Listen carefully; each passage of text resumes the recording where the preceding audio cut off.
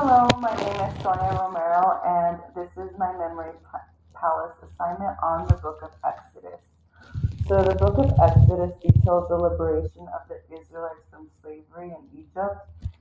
It is achieved through God's mighty acts, including the 10 plagues and the parting of the Red Sea, leading to the establishment of the covenant at Mount Sinai, where they received the law and constructed the tabernacle for God's presence among them. So, when we look at my memory palace, I want to imagine a grand ancient palace with a series of rooms and halls. Each room represents a central section or event in Exodus. As you walk through, you'll encounter vivid scenes that help you recall the narrative. So here we go. So the first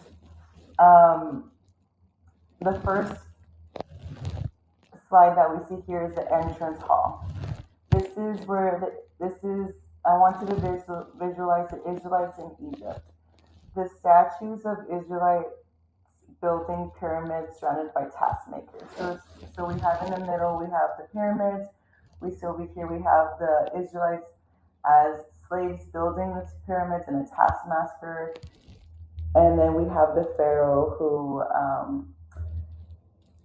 is enslaving the Israelites here in Egypt. So the memory cue is the Israelite slavery and oppression in Egypt. Next we have here is a grand staircase. So this is the birth and early life of Moses. So our visual here is a basket floating down a miniature river at the foot of the stairs with a baby inside. And the memory cue also is Moses' birth and rescue by Pharaoh's daughter and her bringing him up in the palace as one of her own sons. Next, we have the Hall of Flames. So as you can see that there is a burning bush in the middle of the hall.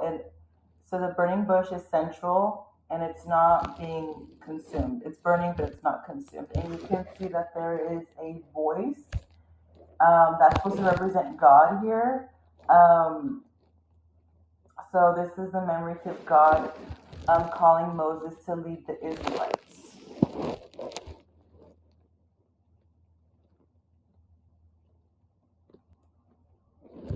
So here we have a chamber of plagues. We have 10 doors, each with a symbol of the 10 plagues, such as blood, frogs, flies, livestock, boils, hail, locusts, darkness, death of the firstborn. So the memory cue is the 10 plagues sent upon Egypt. Here we go. Next we have the corridor of the Passover. So we see here is that there is a lamb in the middle that was slain, right? Because they needed to put blood on their doorsteps to represent that that the blood is covering them during their Passover. So any Israelite or anyone who had the lamb's blood over their door, the death angel just passed through them and didn't kill their firstborn son. So the memory cue here is the first Passover and the protection of the Israelites.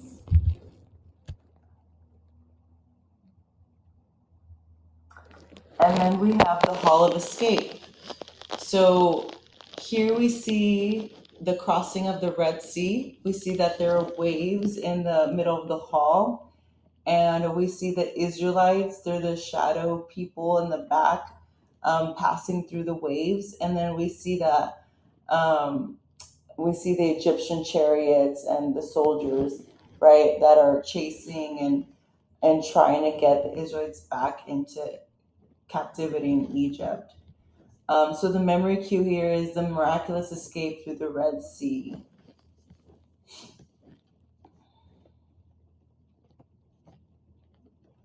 Next, we have the Wilderness Gallery. And so in this visual, we see sand dunes and those mysterious looking meatballs that are coming down the sky that was actually supposed to be manna. I just couldn't find an image that represented manna, so I thought this was the best that I could do.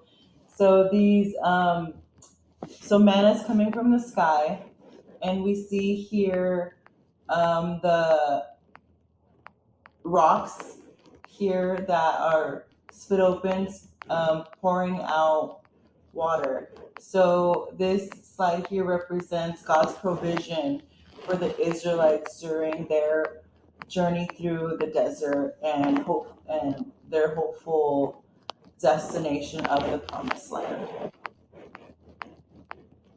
And then here we have the Mount Sinai chamber visual.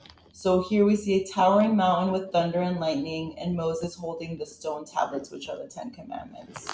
The memory cue here is the giving of the Ten Commandments.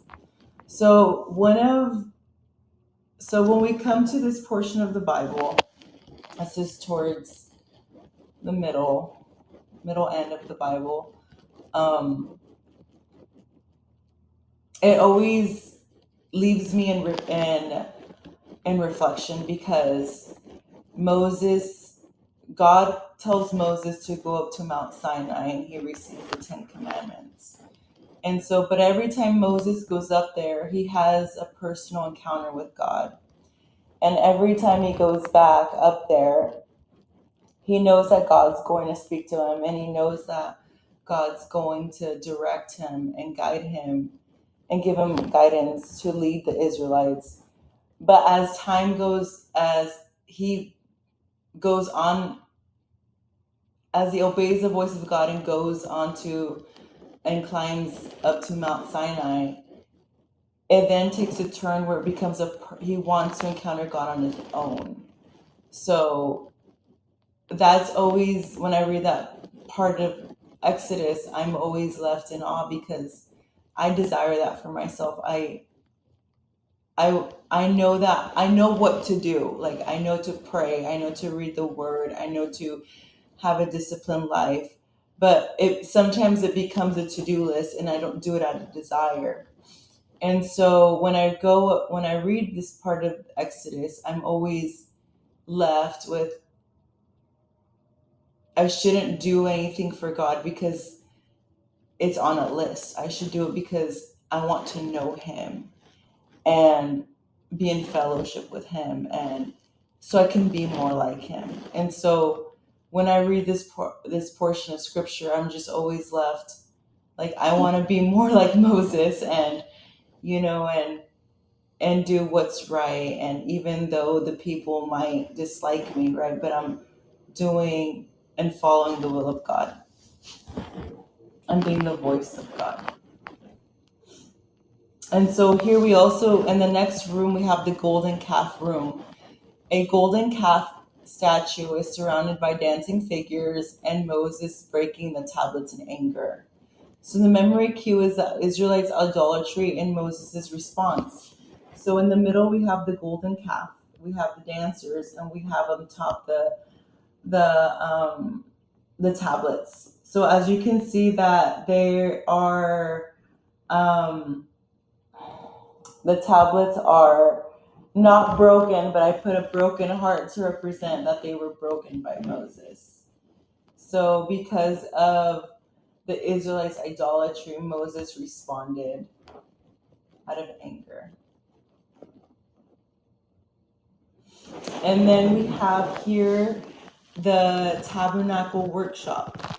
So we see a craftsman building a colorful tent, a priest in a special garment, and the memory cue here is instructions and construction of the tabernacle.